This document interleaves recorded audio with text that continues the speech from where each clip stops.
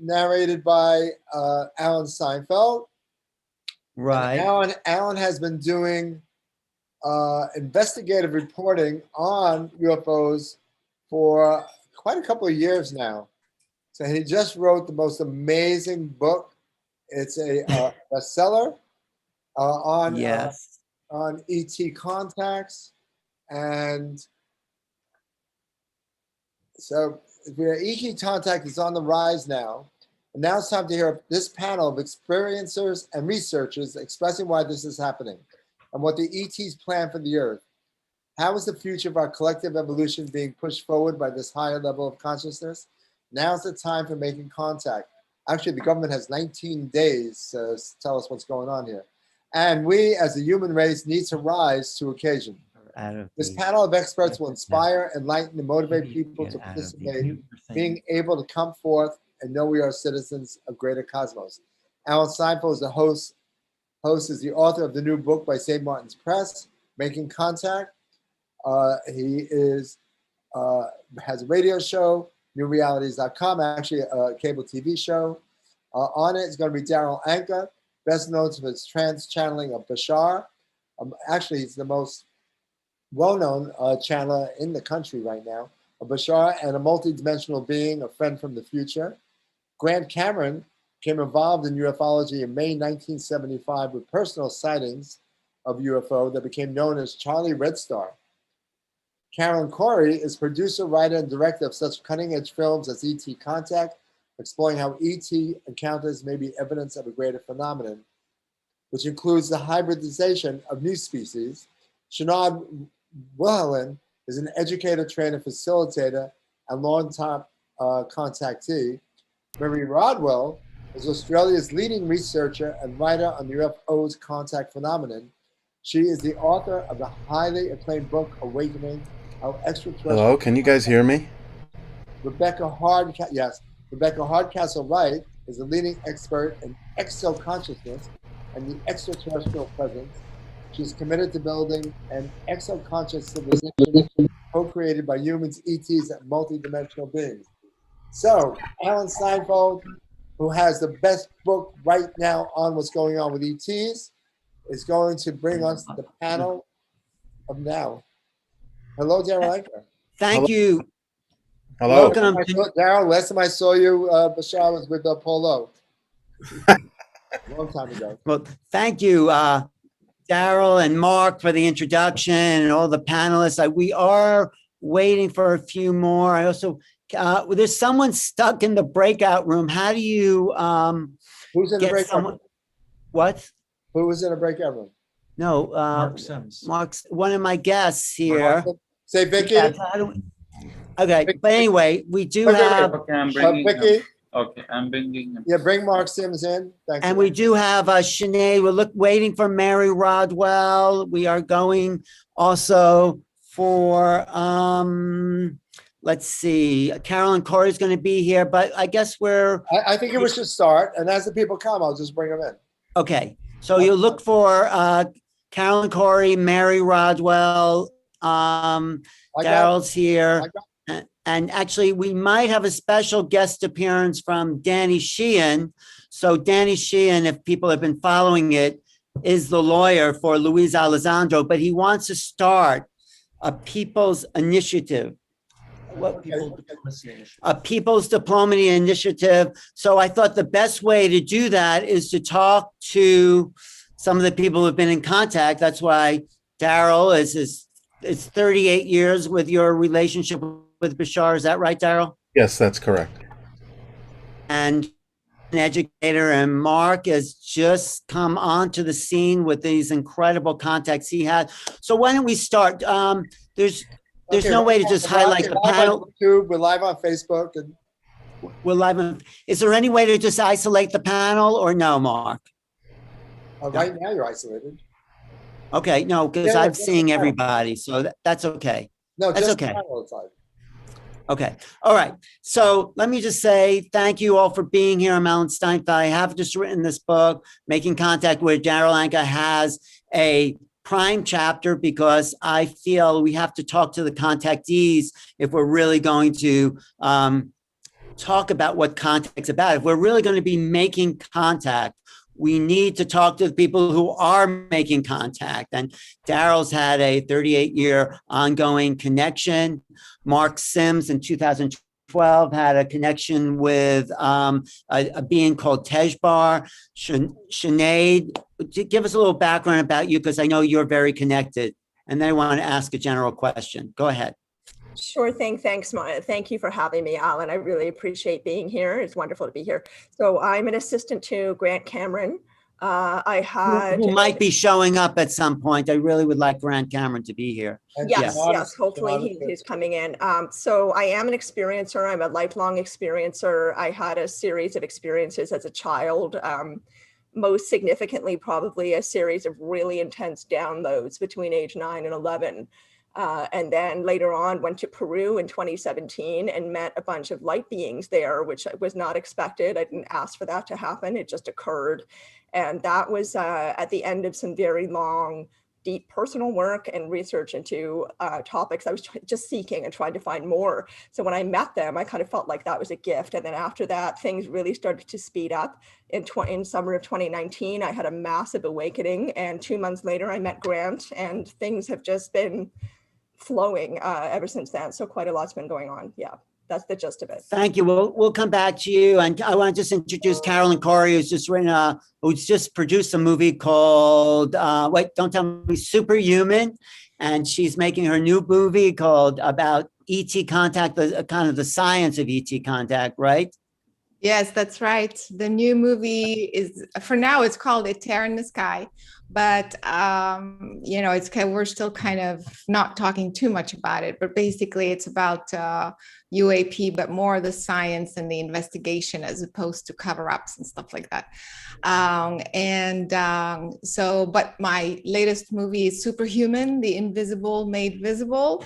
I think everybody should watch this movie. It's about mind over matter, consciousness, how it all works. So I really encourage everybody to watch that movie.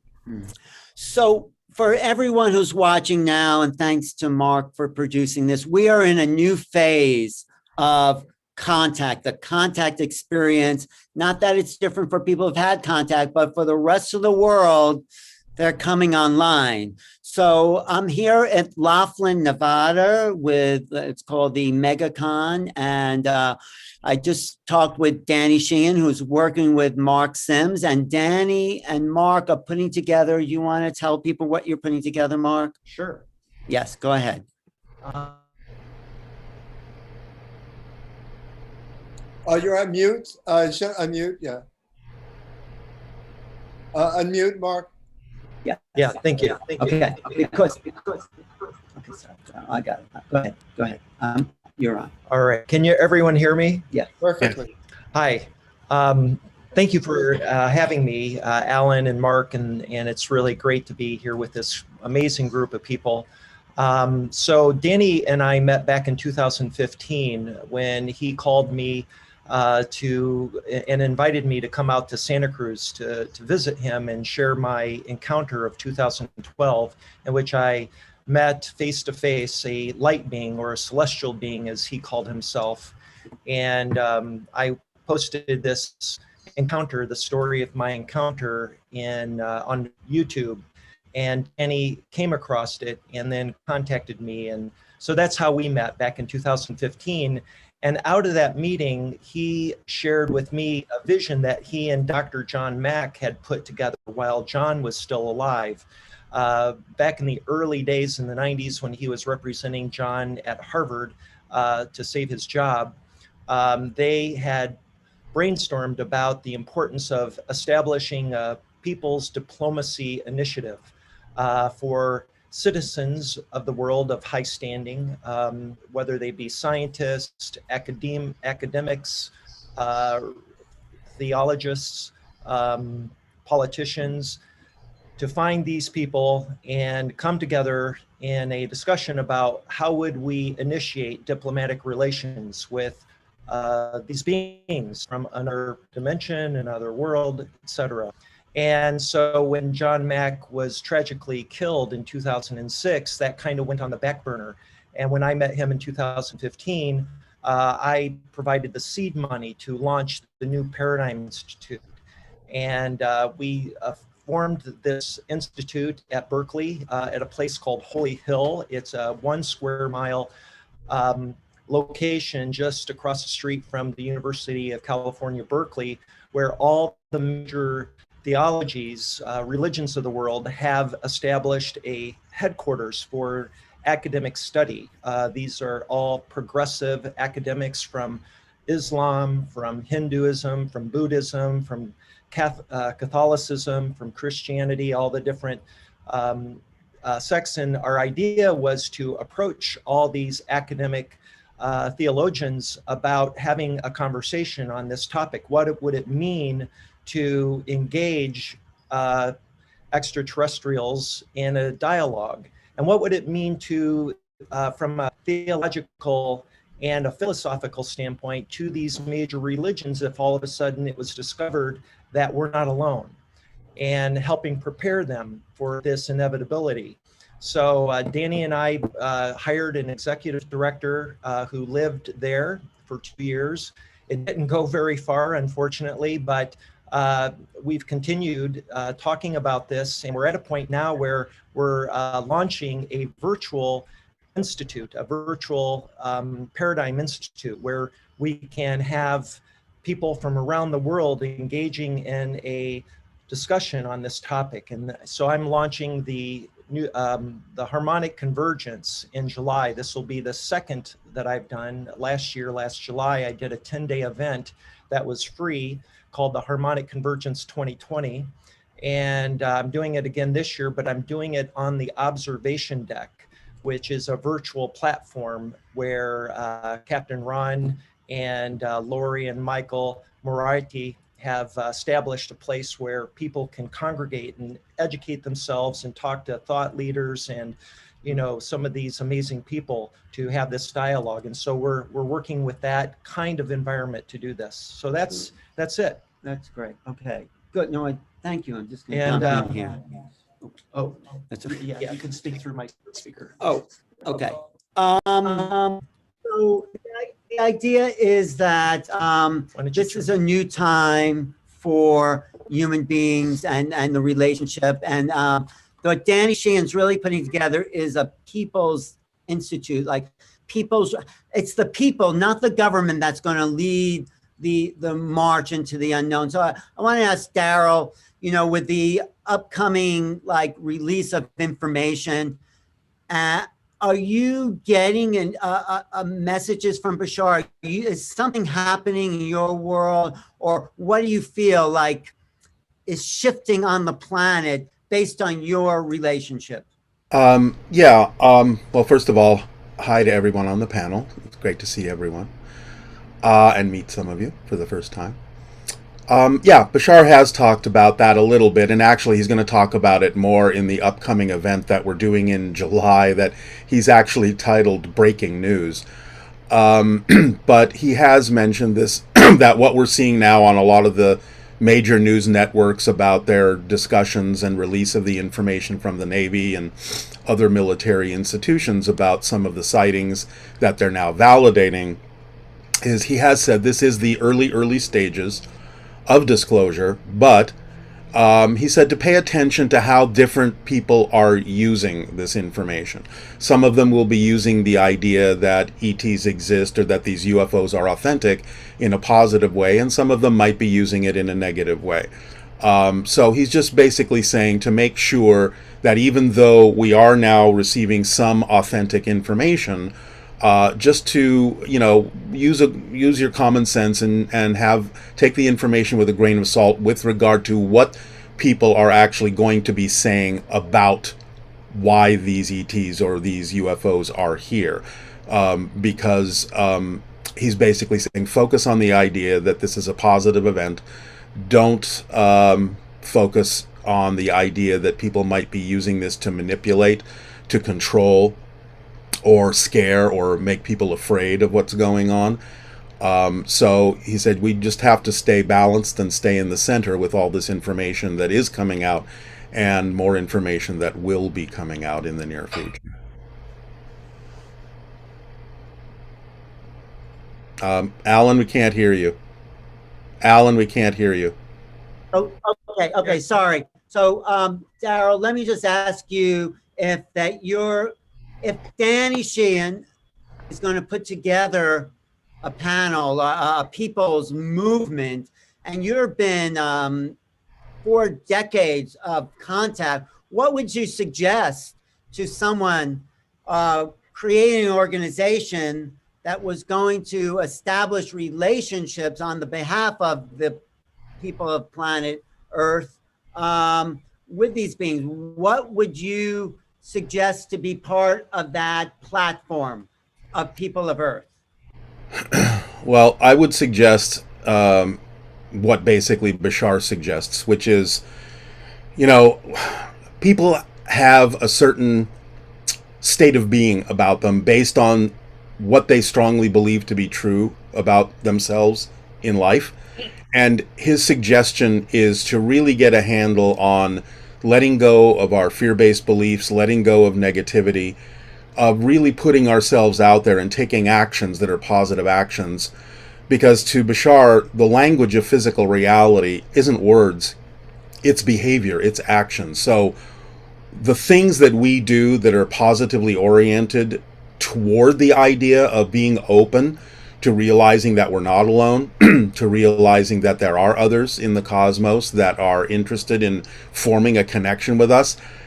Our side of the work is to raise our own vibrations and make ourselves more equal, in a sense, vibrationally more compatible with beings that may be somewhat more advanced than us on certain levels. And so it really takes a lot of working on ourselves and promoting information that allow people to be themselves, to follow their paths, to follow their passions in life, to be true to themselves, to communicate clearly about what kind of a world we really prefer to have, and to take the necessary actions to create that world so that the ETs can see that we're not just giving it lip service, that we truly are taking the actions necessary to make the world what it can be and what the ETs can help us make the world. But we're the ones that really have to start taking the initiatives and the actions to show them, to demonstrate to them that this is something that we really truly prefer our world to be, is to be open this way and to make connections and to better ourselves and uplift ourselves and to become part of a larger family in the cosmos. Alan, you're muted again. Alan, we can't hear you. Alan's had ongoing contact since she was 5 years old. So if you were to create a people's platform initiative, how would you want to structure something like that, Carolyn? Yeah, I think it's important, first of all, to maybe allow people to share their experiences. As you were saying, I started having experiences since I was 5, and I'm not a typical experiencer in the sense that I wasn't like abducted or things like that, or I didn't just meet grays and that's it. I had a range of different types of beings appear, communicate with me, all kinds of different types of encounters. And so I think it's important to expand the parameters of what we think contact is. That's the first thing. So if we can allow more people to talk about different types of not just beings, but experiences, I think this will also evolve the conversation to a new level. So, because I think it's right now, it's only like, we're abducted by a gray, we see 3, scary, So I think that is very important to evolve it to the next level of what the experience looks like, who the beings are. Yesterday I was talking to Grant on his podcast. There's a whole range of beings that nobody talks about, and so because the more we allow those types of conversations and added information, the more the picture starts to change. You know, we're not just focused on, you know, like it's us against them and they have a better technology and that's that. There's so much more to the topic of experience and the experiencer than we think is, you know, is what's been publicized or talked about so far. So to me, that is a very, very, very important, huge aspect of what should be taking place. And to begin to incorporate the mechanism. Because again, what are we doing here? We're trying to understand who we are. You know, we think we want to understand who they are, what they're doing, what their agenda is, but we're asking these questions to figure out who we are. And so that's the reason why we need to, first of all, expand that picture, like I said, but start to talk about the mechanism that takes place in our consciousness to be able to be abducted or to tap into this or to download that or whatever.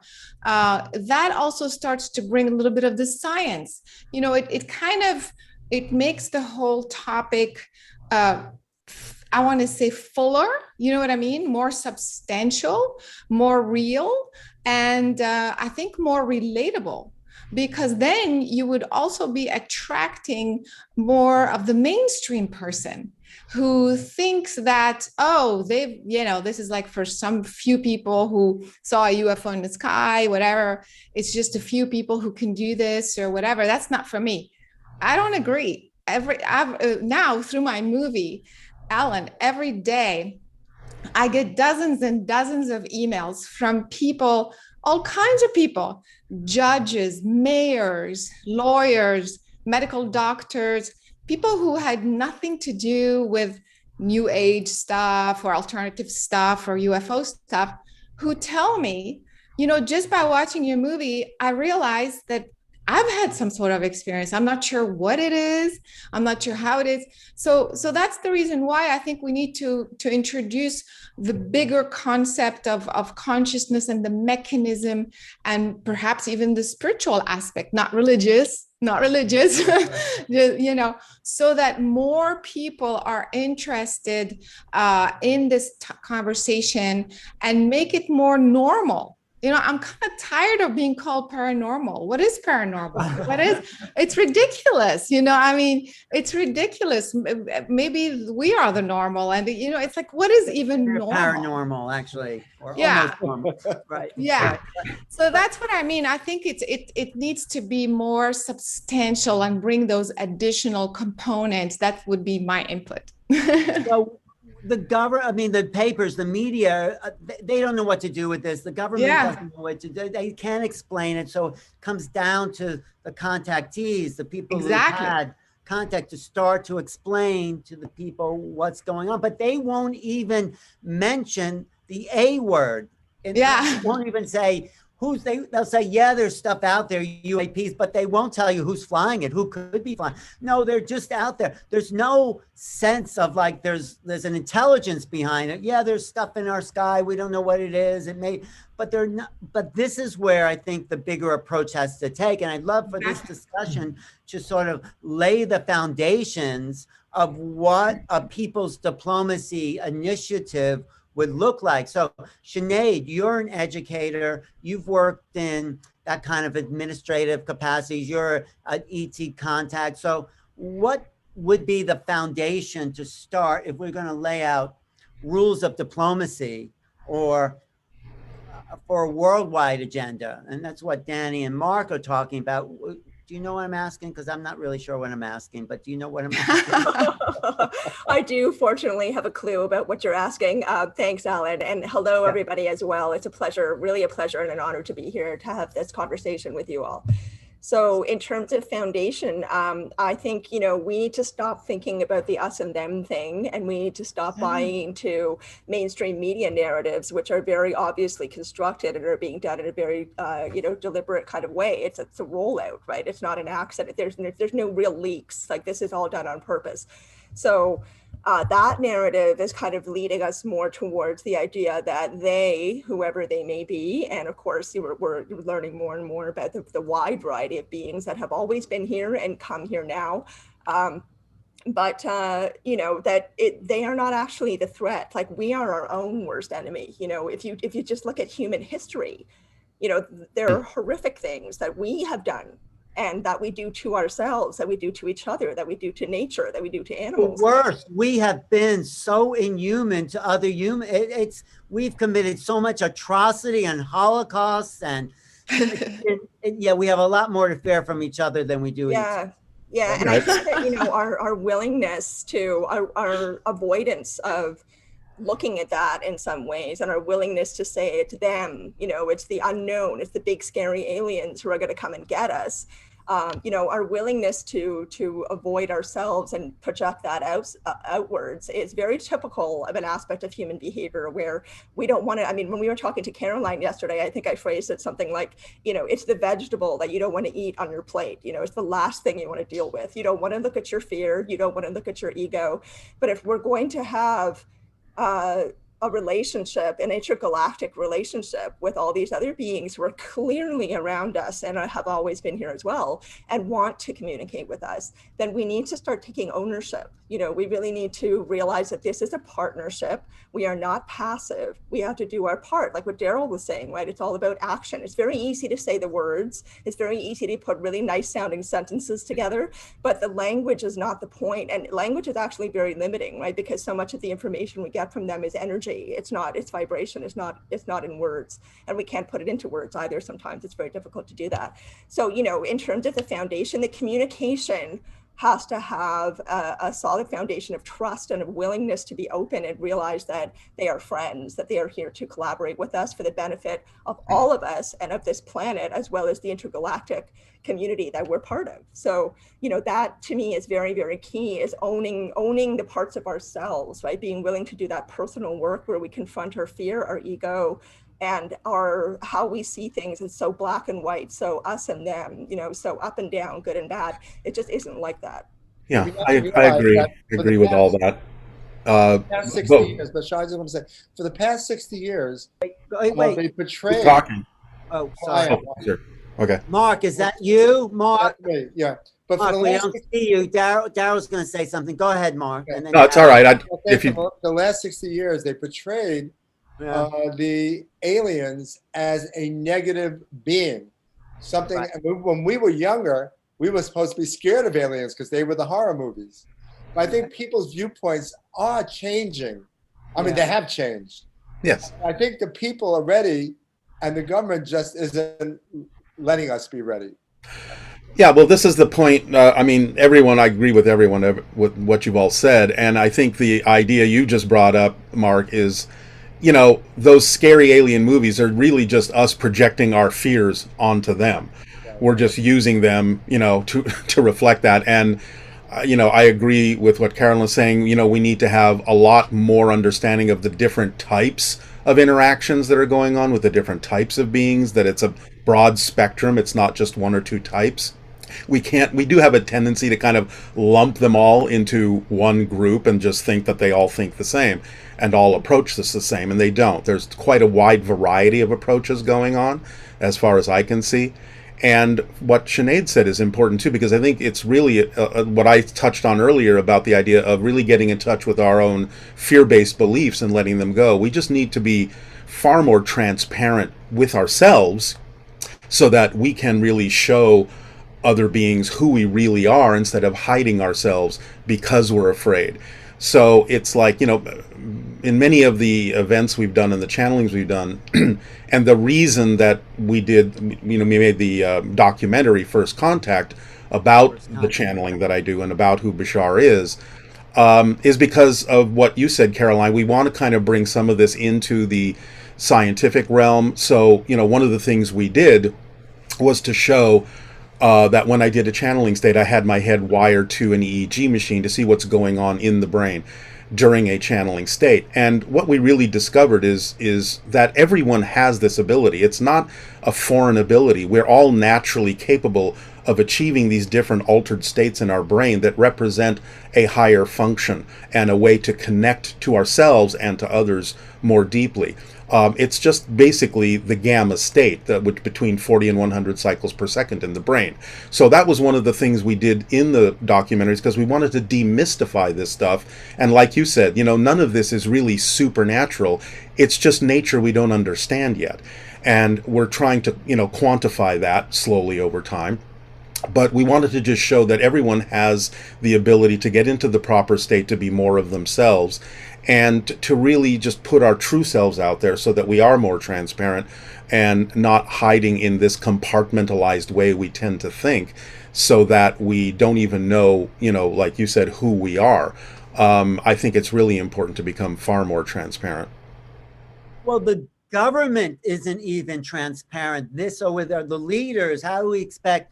Well, maybe we are, because we're in the right. But that's the issue to me, is we, in a sense, really, we are the government. In other words, if we're going to keep people in there who are not willing to reflect what the people themselves are saying they prefer, then we have to take the actions to do something about changing that, because we are the government. And Bashar has often said, look, it's not a surprise that we're staying at arm's length, because you talk about, look at all the strife going on, look at the wars that are going on, look at all the fear that's on the planet.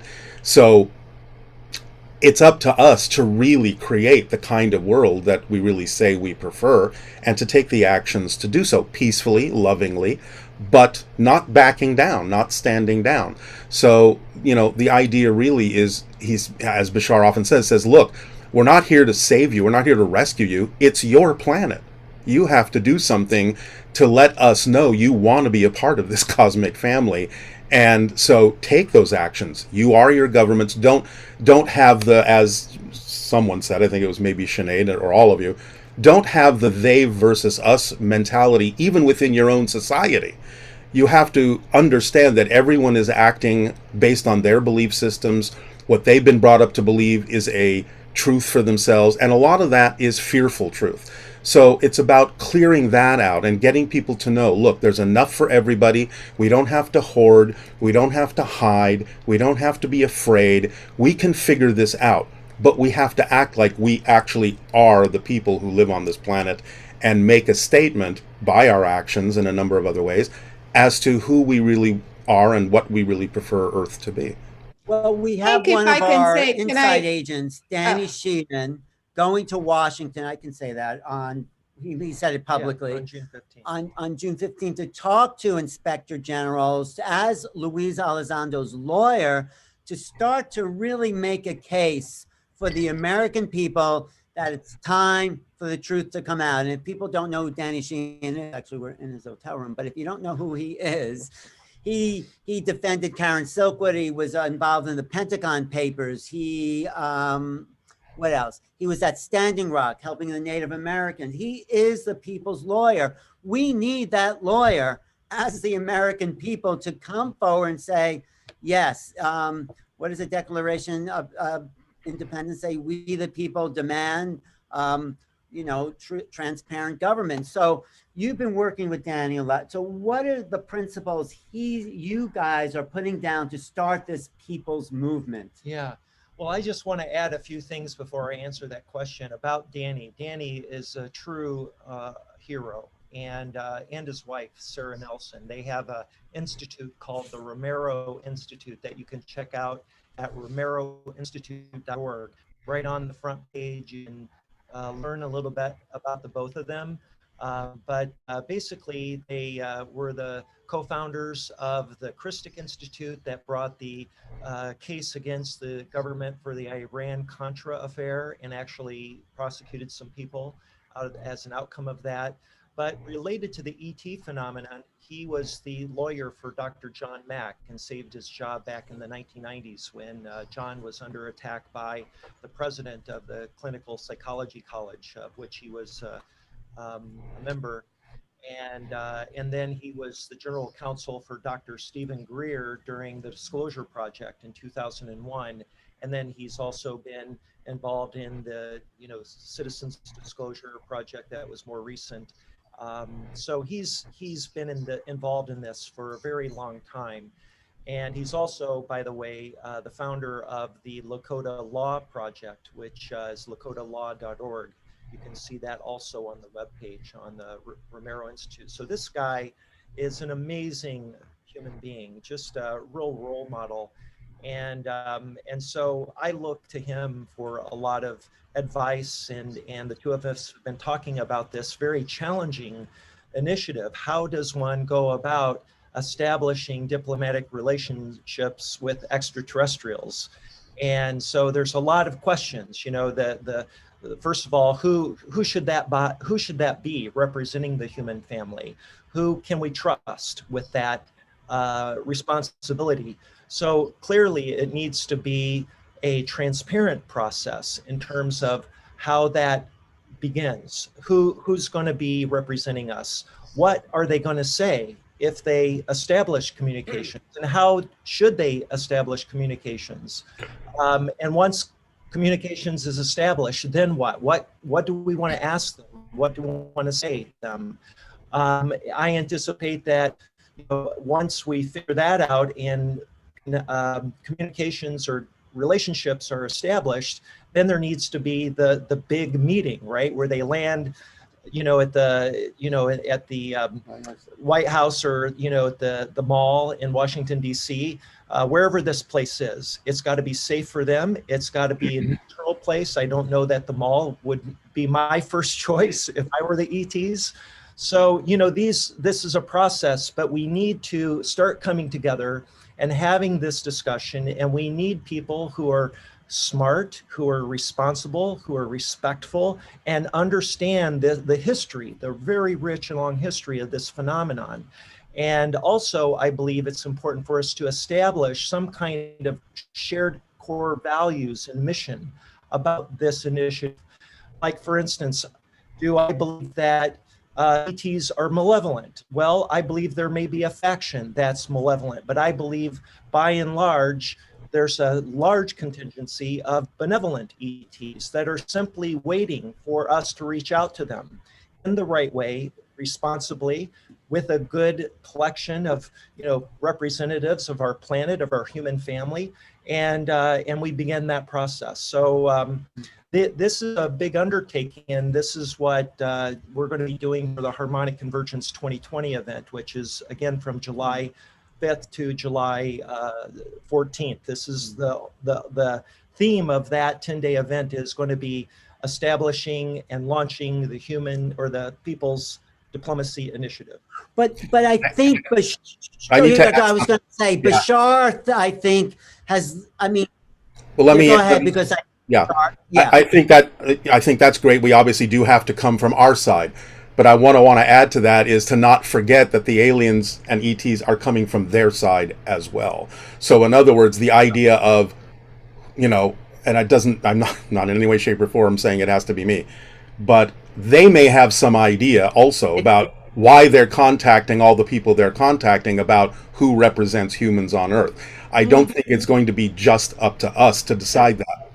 I think they're showing us by how they're contacting people that it's a much larger we the people public kind of a thing than just we're going to have one official like we do for the typical government kind of activity. I think we should definitely move in that direction from our side, and also maybe, you know, think a little bit more broadly about that. But I think we're going to be surprised to find out that it's not necessarily going to be just up to us to figure out how those interactions will happen, because I think we're already seeing that by how they're contacting people, they're already showing us to some degree their side of how first contact will also happen. Because in a sense, kind of as Bashar says, they've been doing this a lot longer with other civilizations than we have. So they kind of know what needs to happen.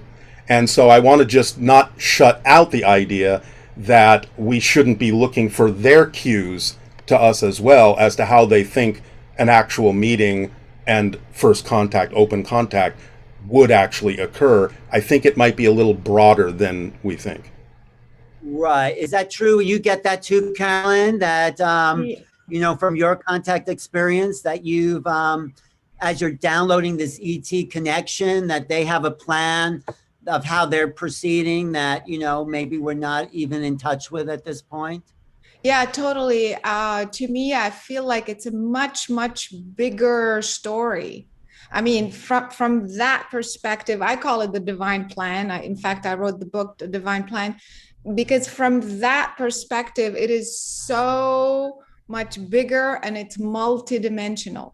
From our little perspective, we're waiting for one guy to come to the podium and tell us, yes, believe in even aliens. Yes, we did catch we do have an alien body. Roswell was real, blah, blah, blah. We're waiting for this tiny little one guy to validate something that is enormous, something that has been happening for eons on this planet and is still happening so multidimensionally through all these different beings, through all these different things, through all these different experiences. And so that's the problem. So Daryl, I totally agree with you.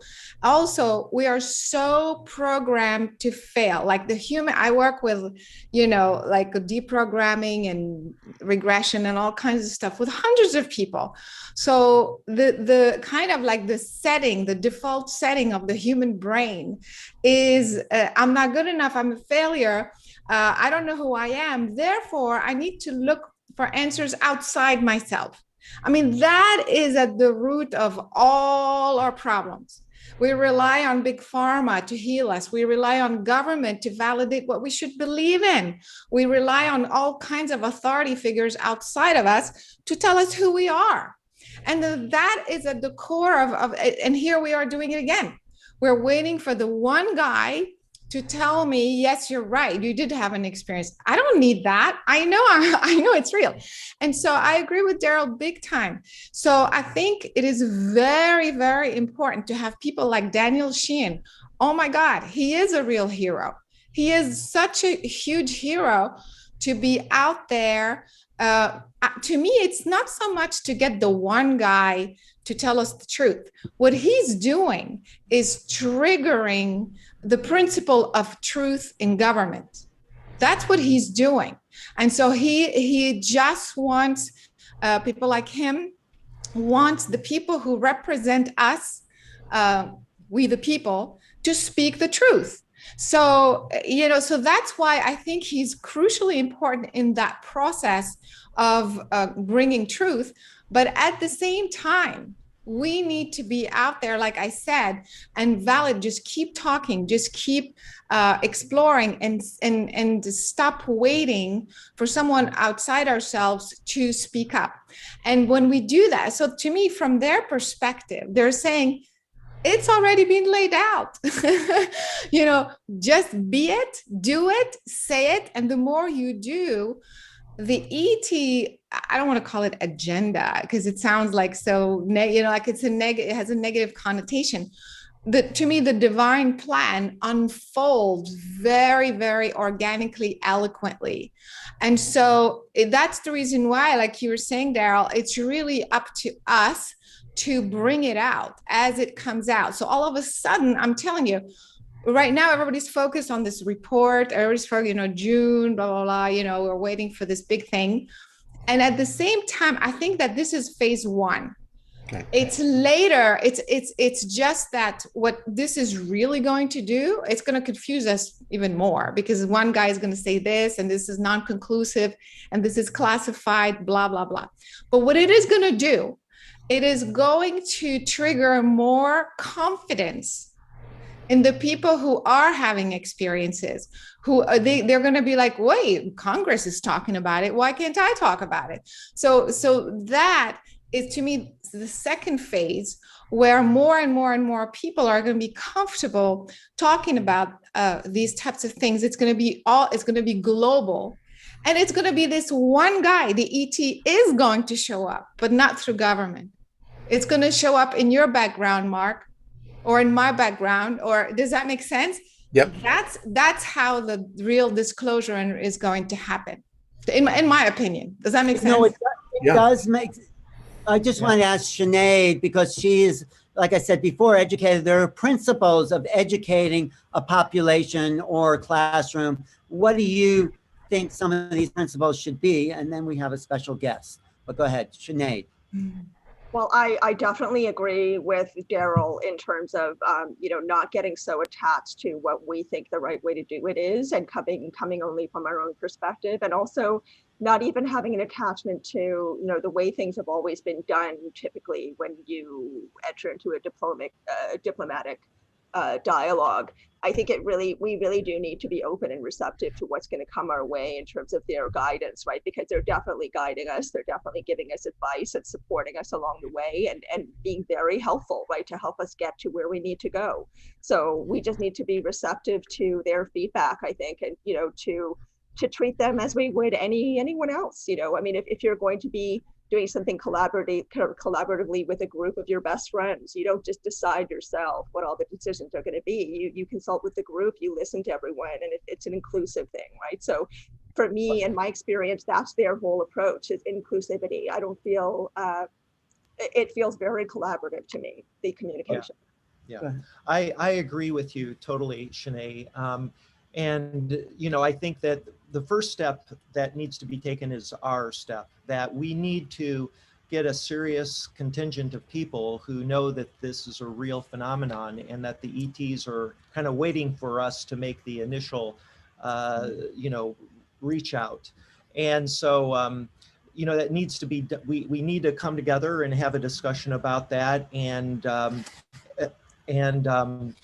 I think the key to that is, how do we do that in a transparent way that feels inclusive to the key people, like all of us here, that want to participate. And that's why creating a virtual platform where we can all gather, and this observation deck, if you haven't experienced it yet, is really a great example of what we're talking about, where you can have an avatar, you can talk to the leaders from, that are interested in this discussion, and they can present to large groups of people virtually, and then they can break off and you can have small gatherings, and everybody can participate, and you can, control the dialogue, in the sense that you're going to have a lot of people who want to shout and interrupt people, but you got to control that. And that's one of the problems we have in the real world with a place like Laughlin, where we're at now here at the Aquarius, is that you get some people who are not stable. Frankly, there are people that are kind of crazy, and they upset the apple cart and the energy, and so you really— Are you talking about me? No. and so that's why the virtual space is so key to this, I believe. But thank you. No, you're absolutely right. I want to go back to Daryl, because Bashar seems to have laid out a plan. I mean, isn't it exciting, Daryl, and everyone here and everyone watching, that we are closer than ever to this thing blossoming, right? Don't you? Well, yeah, I mean, the whole idea behind the information that comes through in the channeling is, as Bashar has explained it, is that's one of the things they're doing to initiate contact, is sharing information to see what we do with it, to see how we respond to it. That's what tells them how ready we are to go to the next step and the next step. So things like what we're talking about here is taking those ideas of, again, self-empowerment, transparency, and all that, and putting it into action, which is what they're kind of looking for. But they are already taking the steps. The fact that they're giving us information, the fact that they're sending energy to see what we do with it, is the way they initiate, at least from Bashar civilization, is the way they initiate the whole contact process. So they are already being very active in their own way. They're waiting to see if we're going to be able to match the actions that they're taking with us, because the giving of the information is not just for the purpose of saying howdy. It's really about incorporating an understanding of how things work, how the universe is, that they understand, and they're seeing how much of it we can absorb. This, to them, is the actual way they make the initial steps of contact. If people don't absorb the information, if they don't reach out, if they don't let themselves become enlightened and transparent and positive and creative and loving, then they know that the planet and the people, at least, are not that ready. But the fact that we are talking about these things is a response to what we've already been receiving from many different beings. So I think that that's a barometer they're taking into account, so that in a sense they've already taken the first step, and what this proposal is all about is actually the response that they're looking for are things like this, discussions like this, platforms like this, actions that people are taking to open up the possibility of more people knowing about these things and then making a decision. I mean, what you were saying about it being something that everyone ultimately is given an opportunity to become aware of.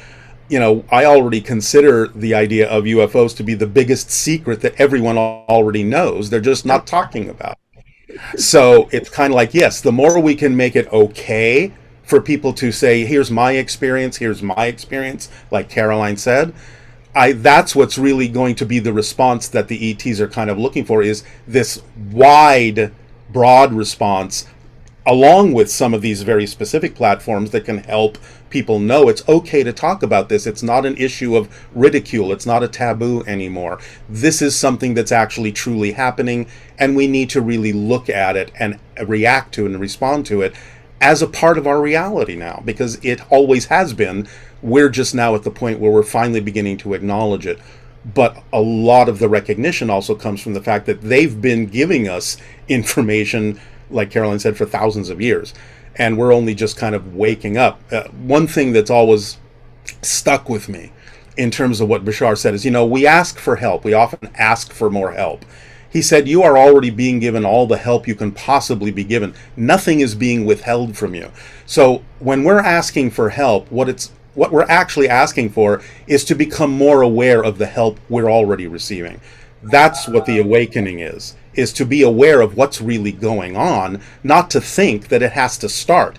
It's been going on. We have to catch up and be open to the fact that we are able to now recognize this has been happening, and then discuss these things and what do we want to do about what we now are becoming aware of.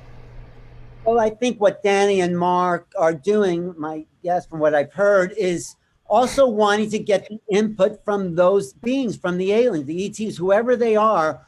It needs to be this two-way communication. And that's what this, I think, people's agenda and contact should be and is all about. I mean, Caroline, you've been working on this for 20 years yourself, opening people up to the fact that we are interacting with these beings and speaking as a kind of ambassador, would you say?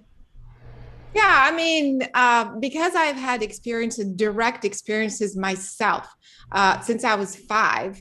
So nobody taught me at the age of 5 how to communicate telepathically. And so, that stayed with me. And then, communicating and connecting with other types of beings and seeing things, seeing, people's consciousness and kind of discerning what's going to happen the next day and getting validation, stuff like that. I realized that there is a mechanism. Maybe we don't understand it perfectly, but there is a mechanism. And whoops, sorry. Sorry. And so there is a mechanism going on. And so it took me 20 years actually to figure out, what is this mechanism? How do I discern? I didn't make this up. What if the alien was never there? What if it's, what if it's true? What if it's my imagination? What if it's this and that? And so that's why I'm saying we have to really understand the mechanism to validate all of these experiences. So we stop saying, this is projection, we made it up, and there's an anomaly in your brain and this and that. And so that's the reason why I've been taught, not just lecturing and, teaching people, but really training all kinds of people to be able to do these things for themselves, because that's the only way the truth. Is when you have the experience. I can describe what a UFO looks like, or what a being looks like, what it looks like to come together with a being and merge and blah, blah, blah. All you want, you can have an idea. But the minute you have the experience, I mean, your entire, on a cellular level, your whole life changes right then. So that's the reason why I've been really helping people have the experience of direct contact themselves, so that they can speak their own truth from within. It's so key at this time that now there is official recognition. So people who've had these experiences can doubt themselves less. It's like, oh, yeah, I did see something. I did have a vision. I did have a dream. They did talk to me. This is, I think, an acceleration of the process that a lot of us have been so hard at work trying to establish for ourselves. So now we have a kind of more of a consensus reality. So the paradigm and what you and Danny have, the Paradigm Institute, and like the global paradigm can change. So we can now have these experiences as acceptable. And that's also a shift. So talk a bit about the whole idea of paradigm shifting and how we are moving into a world where it's okay, Caroline, where we can Sorry. validate experience and people can come forward with a new kind of a raison d'etre of being a higher intelligence. Well, I have to agree with everyone that's spoken so far that's made this point that they have to have their own experience to know it's true.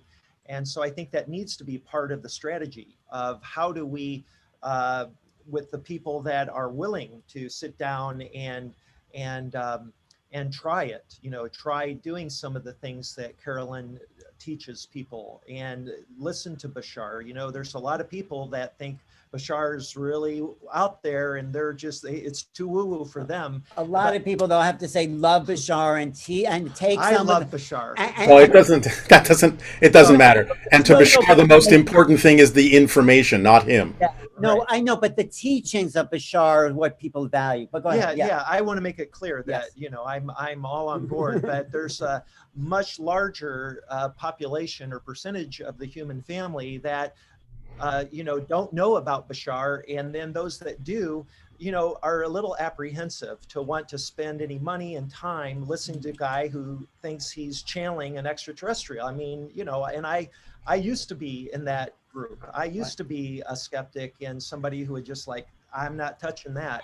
Right. But when I had my experience, it opened my mind. And so I think we see ourselves, I think all of us here, as innovators of a sort. And, people like Bashar and Daryl Anka, actually, who channels Bashar, are true trailblazers. And we kind of follow, in and take, that information they're providing and use it for ourselves so that we can then go and teach other people and encourage them to, hey, you got to listen to this guy. Right. It's some real powerful wisdom that's coming out of this, channeled being. And, and I can tell you that, there's something to it because I've had my own experience. Right. And so that's how I see our role. Sinead, what were you going to say?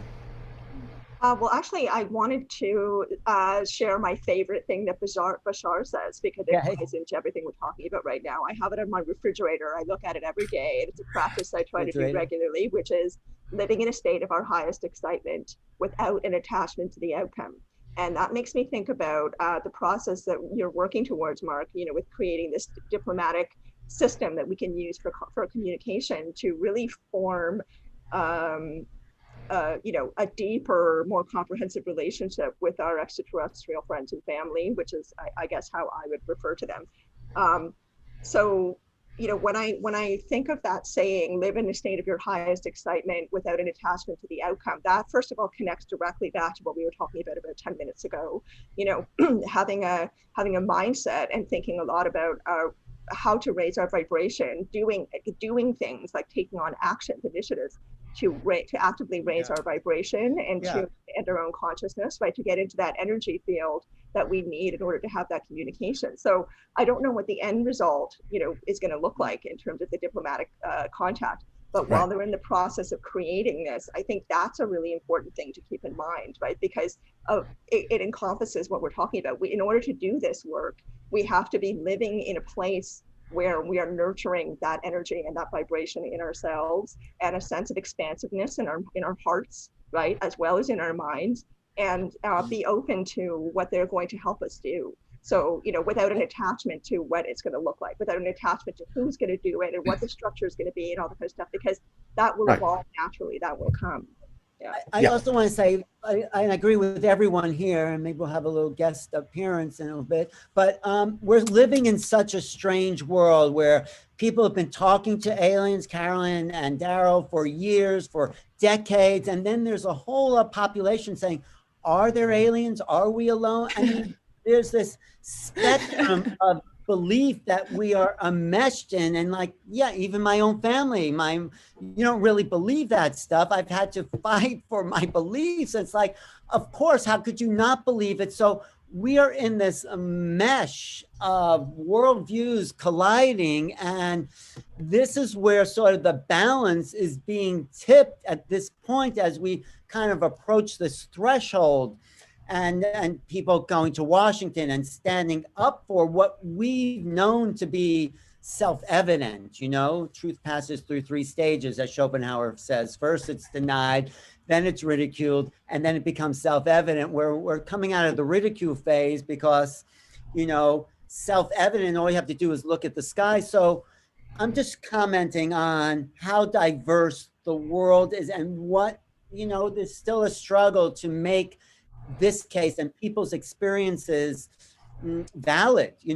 There's still, I'm sure, lots of people out there will invalidate all of our experiences. So, and so that's part of this struggle, in a sense, to bring these agendas forward. Not only do we have to deal with the ETs, but we have to deal with each other, and we as kind of contactees are stuck in the middle of like both sides. We're pushing against both sides.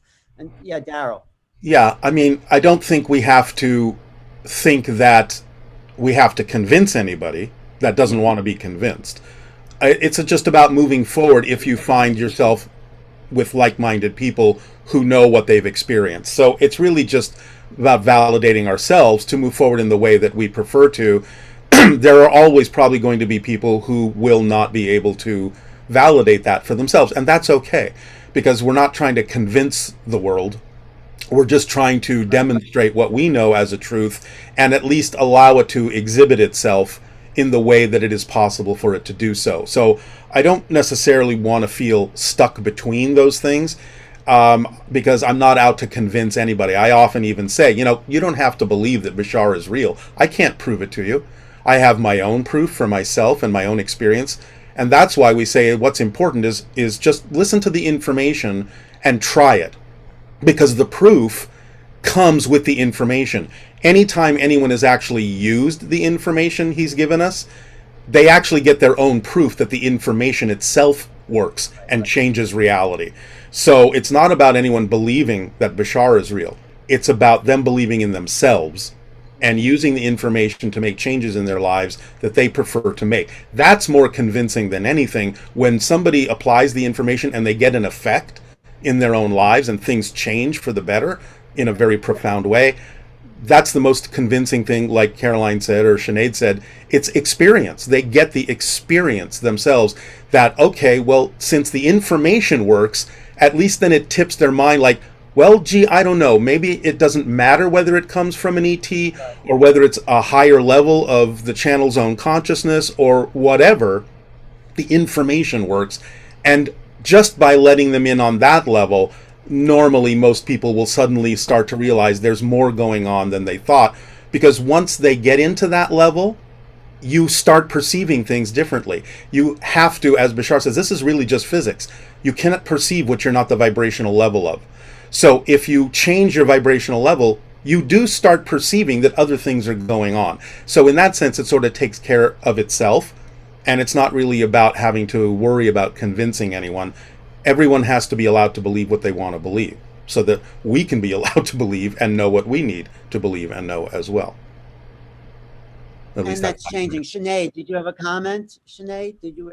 Yes, thank you, Alan. Just really quickly, I was just thinking, how great this conversation is and how, valuable and precious it is to have these conversations, because it's like food, right? It's nourishing, and it sends energy out, energy and vibration that we need to send out. Then that made me think about how we're all very fond of, and I mean humans in general, we're very fond of talking, right? We like to share our thoughts, our ideas, our opinions, our knowledge, our experience, and that has a valuable place. But I think that equally important, maybe even more so during this whole process while we work towards a system of diplomacy, is listening. And I'm a deaf person. I have a 90% hearing loss, and I know there's a reason for that. There's a reason why I have this deafness in this lifetime. So part of my own path with experiencing ETs and their communication is how important listening is. And people think that listening is just with your ears, right? We think of it as a very physical thing. Listening is so much more than that. We do it with our eyes, we do it with our energy fields, we do it with our ears, we do it with our instincts, you know? So that form of like really in-depth receptivity and listening to ourselves, to others, to whatever is happening to us, I think is going to be a very important part of creating this, because it's really easy to throw out lots of, you know, words and ideas, and it's juicy stuff and it's wonderful. But the listening, the being quiet, you know, the being quiet and the being still and the being receptive is extremely important as well. So I would like to add one thing to that, if I may. Going back to what I told you earlier about the fact that we did an EEG reading when I was in a channeling state, they found out that when Bashar was talking, the energy state was very high, but the energy state went higher when he was listening. And I think let me get exactly what Sinead is saying. Oh, let me just get Danny into the conversation, because he is the guy going to Washington, representing, in a sense, the people and pushing the UFO question forward. So how are you going to lay out the fact, here we have people ambassadors to ETs. How are you going to approach that? What's your strategy going to Washington and talking about this? Well, a lot of it is to try to have diplomatic relationships between the UFO community and our government to begin with. I mean, the formal structures of the United States government have been for 75 years in this posture that this just isn't true. And that if anybody tries to say that it's true, they're going to be excoriated and attacked and discredited.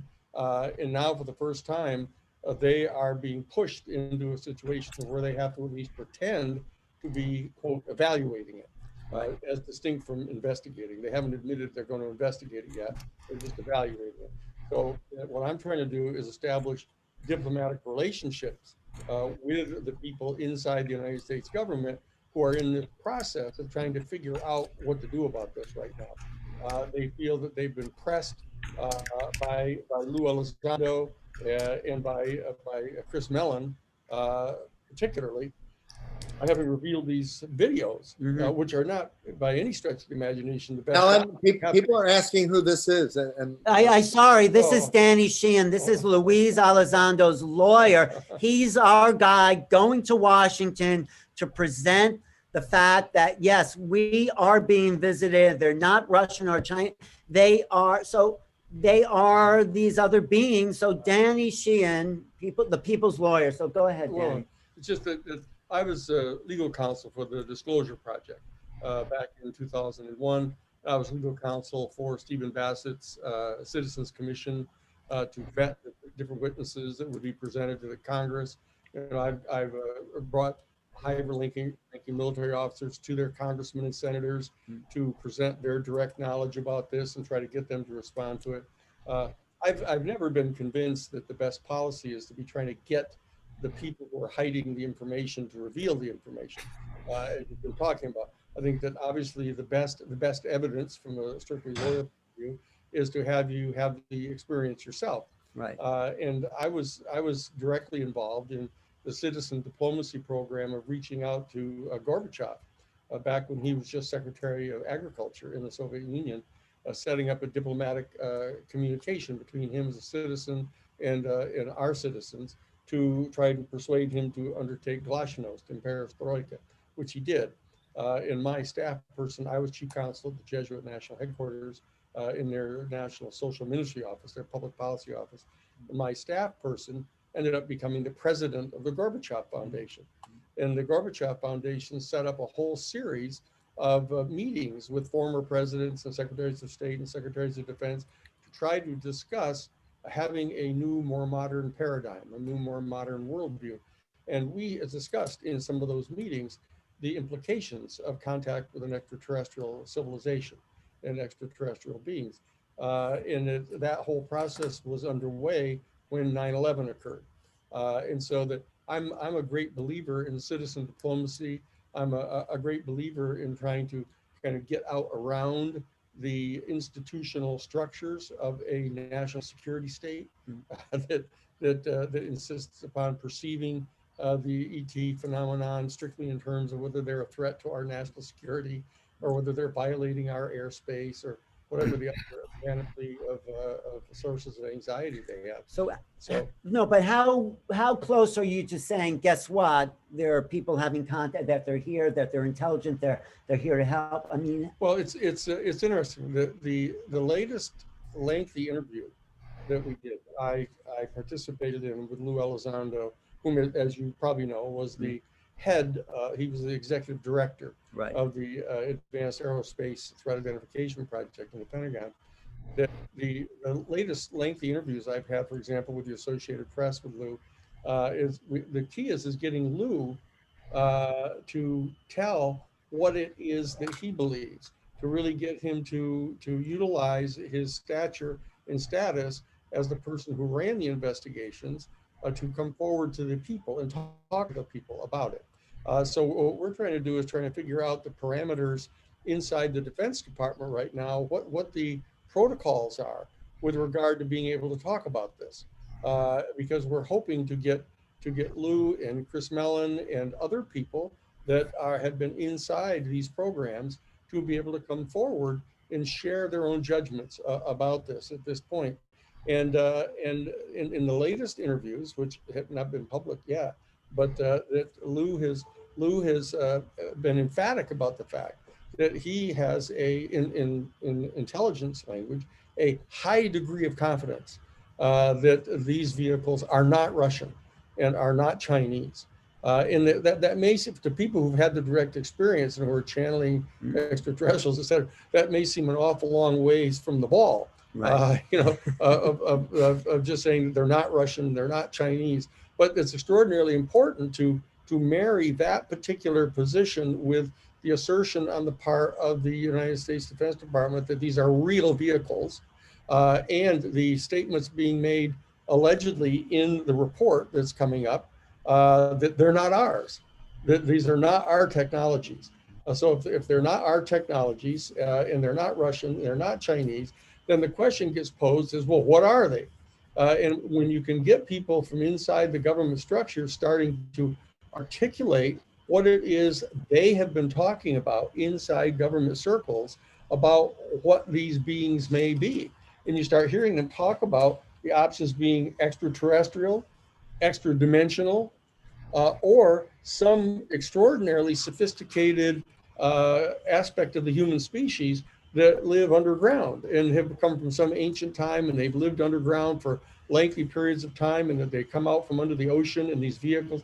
No, to have that kind of a conversation going on inside the United States Pentagon, and now have in interviews with the Associated Press and in the New York Times, et cetera, is in fact a substantial advance for people who've been having the experience, like yourselves, who've been attempting to try to communicate to people the importance of these kind of experiences.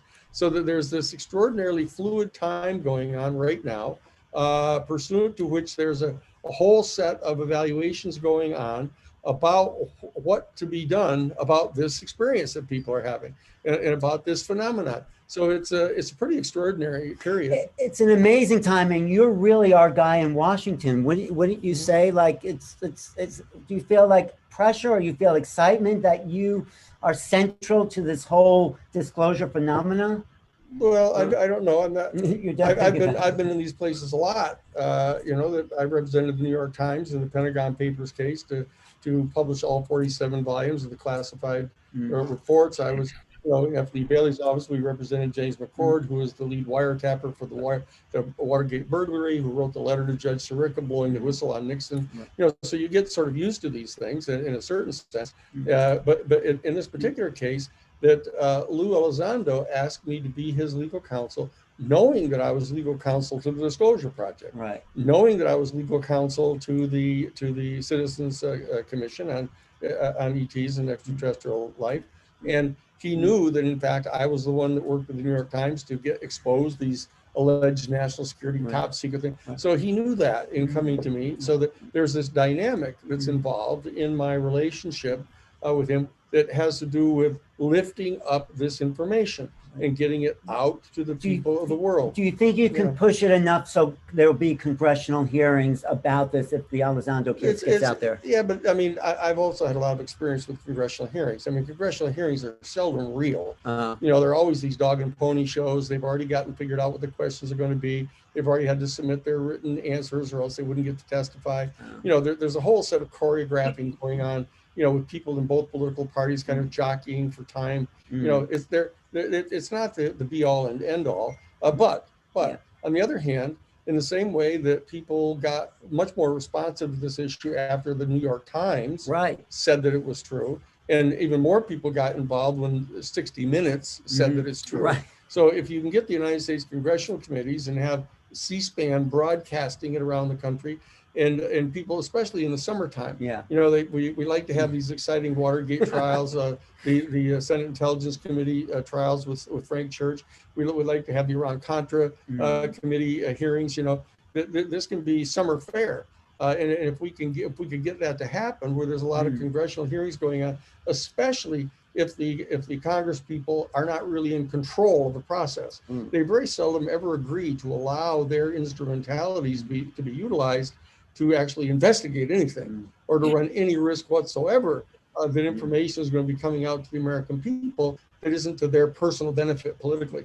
And so that we'll see. But something's possible. I just want to ask Grant, do you have a question for Danny? Because he's going to Washington on Wednesday to have a meeting with the Inspector General, and that will maybe open up the case. Do you have anything you want to say? Because I also have other questions. I know you have to go soon. I just have to, Bob Brown wants me to go down and listen to the next speaker, so I just have to be here. Yes. Yeah, Grant. Yes, Grant. Well, no, just maybe one to give us an idea of how many investigations are being held, and because it's not just the one, right? There's Lou Elizondo has a 60-page. And the other question I had is, are you the main person? Because I'm sure Lou Elizondo wouldn't have been able to file his 60-page thing without you. Are you the main guy that's sort of setting stuff up? And how many investigations are there in terms of what you want to? I can say that Lou and I worked together on his complaint that he was filing. And there are about 4 different divisions or subdivisions inside the Inspector General's office that are actively involved in what they are framing as evaluations. And that there's the one that was in direct response to Lou, that they had an initial response from the whistleblower retaliation subdivision. Then there was a second one that contacted him because some of the actions that were taken against him were after he was employed.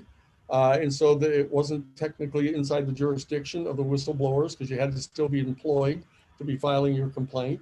There was another one that we're going to be meeting with on Wednesday, which is the space, missiles, and nuclear division. And then there's the one that issued the May 3rd memo, the very same day that Lou filed his complaint. Another division, which is a space intelligence division, issued a memo saying that they were going to be undertaking an evaluation to actually determine or to evaluate the degree of activities that have been undertaken by the Defense Department relating to the UAP phenomenon. That's much broader. And they actually felt compelled on the face of the memo to say, and we may expand the actual scope of our evaluation as the process goes on. And they began to elucidate what some of the military units are that they were going to be investigating or evaluating. And they also said that they may expand that to include additional ones. So that what you've got there, you got 4 different sub-agencies inside the Inspector General's office, all engaged in some type of, quote, evaluation process about the UAP phenomenon. What I've said a number of times is that whatever it is they're going to do is going to be completely dependent upon what the American people and the press do. If the American people start getting really interested in this and demanding that they look into this more, and the press are pressing on them to find out what they're doing, are they going to stage a real investigation about this?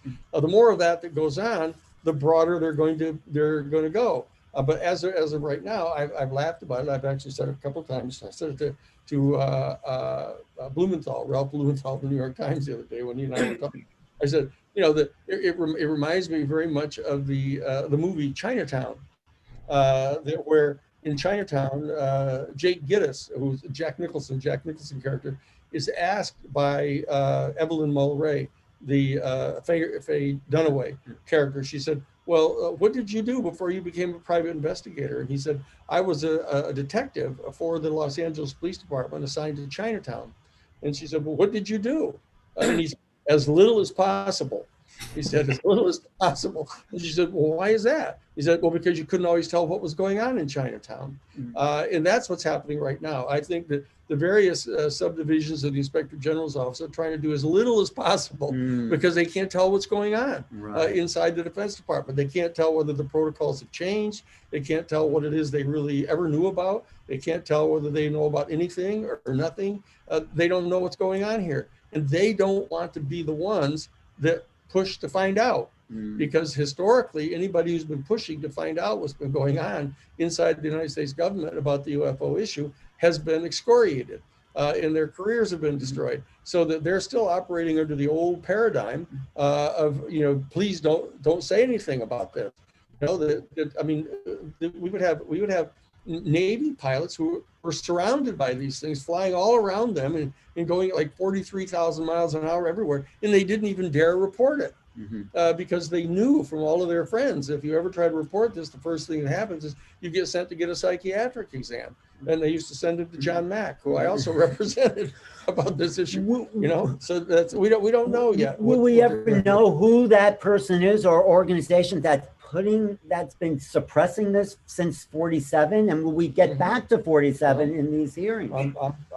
I'm planning on finding out. Right. Yeah. You're planning, but that means tracing it back to the whole Roswell or before even. It does.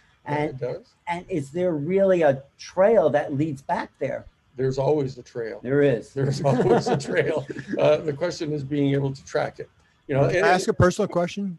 Yes, sure. Yeah. Danny, you started out, you wanted to be an astronaut. Is this going to be the highlight of your career in terms of where you are right now? Have you always waited for something like this? Well, I've always been assuming that this time would come when we would actually get to this investigation, because what's necessary is to have an adequate base from which to do an investigation, that there's adequate forums that are going to be listening, that there's adequate news coverage that's being covered, there's an adequate interest on the part of the American people. You have to have all of these things functioning before you can actually engage in a case or an investigation that's going to bring about significant change. And so this one has been broiling for some time, for 75 years now. I was 2 years old when Roswell happened. So, and I wasn't paying much attention to it at the time, but it didn't take me long to find out about it. As soon as I discovered what stars were, and I realized, whoa, look at this. There's all these other star systems with suns and planets going around them. I mean, this is really foolish what we're doing down here to each other. Doesn't somebody have a little higher perspective on what's going on? I'm delighted to know if Daryl had anything he would like. I just wanted to say, first of all, it's a pleasure to meet you, Dan. And I'm speaking for myself, but I think I'm probably speaking on behalf of all of us when I say I really deeply appreciate your efforts on behalf of this whole subject, and anything that gets anyone talking about this more, I think is really important. So I just want to say thank you so much for what you're doing. Yeah, same here. Absolutely. Carolyn Corey is also. But is there anything you think you would want to tell Danny to say to the guys in Washington, based on your perspective, Daryl or Carolyn? I mean, because you have this 38-year relationship with these beings, and so you're sort of a bridge.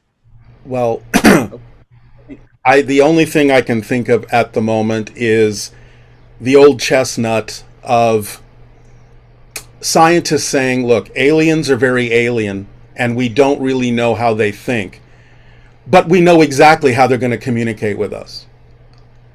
And yet when you give them something that's outside the box, they say, no, that's not right. We know exactly. It's going to be by radio. It's going to be this. It's going to be that. I would just suggest the idea in some way, shape, or form is just to be open to being aware that there may be more avenues for contact than we think, and just to be aware that those avenues may actually be more prominent for them than they are for us. So just that idea going along. It's not even anything you necessarily have to say to anyone, but just the idea that it's not necessarily going to come over the radio. It's not necessarily going to be the sci-fi scenario. And that way they can sort of be maybe more open to looking around and seeing what might actually represent other forms of communication. That's my only suggestion, but it's completely This up is to why you. it has to be a public discussion. Right, thank you. It has to be all out on the table so we can actually look at it together from a scientific, psychological, sociological, technological point of view. Is that your vision, Danny, and for the future of this discussion? We'll see. I think that the institute that we're talking about, given the access to technology now, of being able to have something like the observation deck campus, where they have different little colleges. Basically, people have their own little rooms and workshops and avatars, and they can go into the conference room together and have the. From a technological point of view, we can have a repository to bring information into a single place, where the differing UFO groups and individual researchers, et cetera, can each set up their little shops and start presenting this stuff in some sort of a comprehensive way. That we have a physical facility up in Clear Lake, just 100 miles north of San Francisco, where there's a physical facility, perhaps down the road sometime. Once the constituencies get built up, and there's adequate interest in having physical gatherings about these things, but at the outset, to work with the kind of technologies that are available and start getting the information into one centralized place, where a lot of the people in the country, as they start to become more and more interested in being, quote, allowed, being authorized to look into this subject, where there can be a place, like, for example, Jordy Peace, who has the Rogue Metaphysical Library up in Ashland, Oregon. He's got access there to almost every interview that's ever been conducted, every conference, every kind of interview, every book that's been written, and if we can get them up online and funnel them through something like the observation deck, to have the Rogue Metaphysical Library there, put it up online so people can actually get access to that information themselves, so that we can generate a dynamic within the American public and in the world, where people are really anxious to find out about this, where they really want to, where example, where each of your experiences, where you can be interviewed about them, like you probably already have been bunches of times, but be interviewed about them and set forth your story in this totally credible way, so people can get access to it there. Because a lot of the people who come from, a position of not knowing a lot about this, they would say, holy mackerel, I listened to this one woman and she was so credible. She didn't have antenna, or tinfoil hats or anything. And was talking about having these experiences. I believed her. And that's how people are going to get moved. It is true. It is true that the one major thing that can move people is a direct experience themselves. Right. But there's going to be people that are going to come and volunteer for the diplomat program to be adequately trained. There's going to require discipline, study. You can't just say, oh, here, you're volunteering to go meet with the UFO people. Here, let's get you up on a ship and talk to them. We've got to be a little more circumspect than that. No, but what about rolling out in Congress? Eric Davis in the July 24th New York Times 2012 said, he briefed members of Congress on crash retrievals. Well, that's the time saying that. Are we close to any of that? Because it's already been out in the paper. We'll see. We'll see. A lot of it has to do with how the New York Times covers this, how 60 Minutes covers it, how the evening news, whether MSNBC gets it. It's clear that Fox News, strangely enough, I know. a few of the people are really getting on top of this thing. It's also been on CNN we've got to get several times. It's been on CNN several times. We've got to get the people involved in this. We've got to make this as exciting as a World Series, or as, the next chapter of Game of Thrones. That you have to get people interested and excited about wanting to know about this. It's an exciting subject. Well, Grant says it's the Super Bowl of all stories. So you and Mark are presenting a people's platform, right? So I know you have to go. Yeah. But what does that consist of? I mean, in a way, it's up to all of us, everyone here, everyone listening.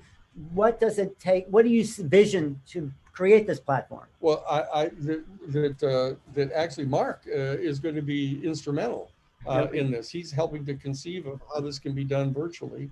But I need to run. Let him. I know. Okay. But I can answer that question. Thank you so much for everything. Yes. You are our guy in Washington, Danny. Guy in Washington. No, really, All right. you're speaking for the American people. All of us who've been at this for so long. I'll do my very best. Well, you will. Absolutely. Thanks so much for being on the program. Thank you, guys. Mark, that is an exclusive, Mark. Yeah, Daryl. Okay, Yeah. I just wanted to say thank you to everyone because I actually need to go as well. But it was a real pleasure. Thank you so much for the platform and for doing all of this. And it was a pleasure to meet every single one of you. This is wonderful. And I hope you all have a wonderful, wonderful evening. Grant, did you have anything you want to say to Daryl, Grant? Because you've been waiting to talk to him for a second. Anything? No, I'll let him go. We'll get him another thing. All right, we'll get you. Thanks so much, Daryl. I'll be Thank in you, touch. guys. Thank you, guys. Bye-bye. Yes. Okay, I'm gonna sign off as well. Okay, well, we'll just. Sorry, gang, I killed the party. No, you killed the party, right? No, we'll just wrap it up here. But Mark, why don't you tell them about the citizens process that you want to create? Thanks, Carolyn. Do you have anything final you want to say before you leave?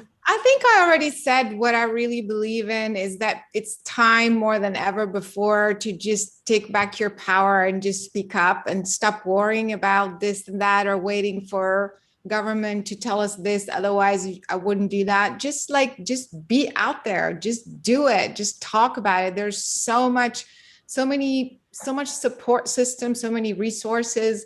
So that's what I would say. And the government, whatever they're going to come up with is just going to be an added validation to what we already know. So let's just all keep going and support each other. Right. No, thanks. Thanks, Carolyn. Bye, everybody. It was great seeing you again. Take care. Bye, Mark. Bye, Shanit. See you later. Bye, I'm Alan. glad you got to Take meet care. Danny. So that's something. Hi, Caroline. Yeah. Bye, And sweetie. just to wrap it up, Mark's going to go, and then Sinead, and then Grant has something to say, then it'll be great. So so I guess I'll just share with you this vision that I've had for quite a while since Danny and I started the New Paradigm Institute in 2015, and that is to create a school without walls, an institute without walls, meaning that wherever you are in the world, you could participate in a institute as a student, as a volunteer, as an expert on this subject, and easily present in a classroom or an auditorium setting what you know, what your experience has been. So that's an element of it. But as far as this People's Disclosure Initiative, what we're really attempting to do is to establish an international body or consortium of leaders and other organizations that are interested in this topic of how do we go about making contact and what would we say? Where would this take place? And how would we, as representatives of the human family, present this information to them? And it's complex. It's a very complex problem because you have multiple demographics. You have different languages. There's different levels of consciousness, we'll call it that, in terms of their openness or their own personal experience to this or lack of. And so it really needs a multi-pronged approach in terms of engaging people. And if anybody knows Jeffrey Moore, he wrote a book called Crossing the Chasm. And in that book, he introduces something called the technology life cycle, the technology adoption life cycle. And he identifies 5 distinct demographics with regards to a potential customer for purchasing a new technology, a new kind of good technology, innovative technology. And the book is really designed to help entrepreneurs that have a great technological idea on successfully marketing it without, imploding, which often happens. In the chasm in the book refers to this, the shift between a early market, what's he calls the innovators and early adopters, which are your first customers, and then the mass market, which is your early mass market, late mass market, and laggards.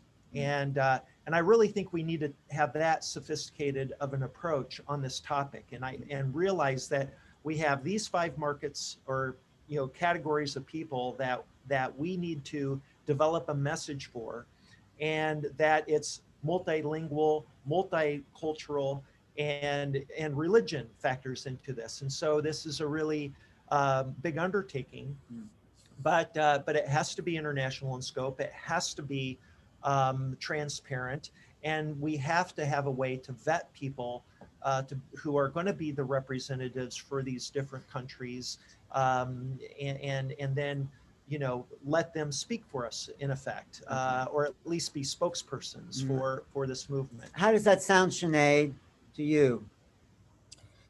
To me, that sounds amazing. Amazing. I love that it would be transparent. I love that it would be international. I love everything you said, Mark. Yeah. 2 thumbs up. I also want to ask Grant. Let me make a comment on that That first. was probably Danny's last interview before he goes to Washington, which is an exclusive, Mark, for our new life. So That's great. what do you think? What do you think he can accomplish there with what he's intending? Oh, I said, as soon as I heard Danny Sheehan was a lawyer, I said, we can actually win this thing.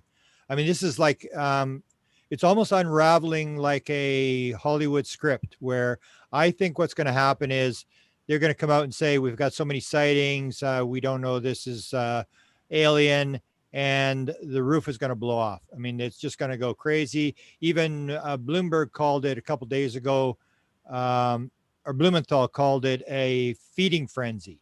When you get the New York Times, Washington Post, Politico, all these papers feeding on this thing. And he said he couldn't even do a story now if he tried, because they won't let him in, because all these top reporters are now using their sources. And what's going to happen is you're going to get past the thing where they're going to say, okay, it's for real. And then everybody's going to say, okay, what's going on? Who are they? Where are they coming from? And the pressure is going to be immense. And that's where I see like Danny Sheehan coming in, and we've never had anybody on the inside that has any power. We've always been, you take what you get. They tell you to get lost, you get lost. Unless you got a lawyer, you can't sue them or whatever. We've got this guy on the inside who is like the ultimate guy that takes on everybody. I just fear for the guys that have got to take on Danny Sheehan. Oh, he's the big gun. That's why I asked him, do you believe you're actually where you believe you wanted to be your whole life? He's waited his whole life to be inside. Wait, what do you say? What's that, He Grant? is the What was big the last gun. thing you said? He is the big guns. And this is going to be, like he said, the summer. This is what the big story for the summer. It's going to go on the whole summer. And Danny is in the center of it. He is a people's lawyer. He, he worked for Karen Silkwood, the Karen Silkwood case, when the nuclear industry bumped her off. I mean, there's so much public issues and the Standing Rock. So this is the biggest story he could Pentagon possibly Papers, take on. Yeah, because this affects the whole planet. Because you have now the witnesses, like the Nimitz witnesses and all this kind of stuff.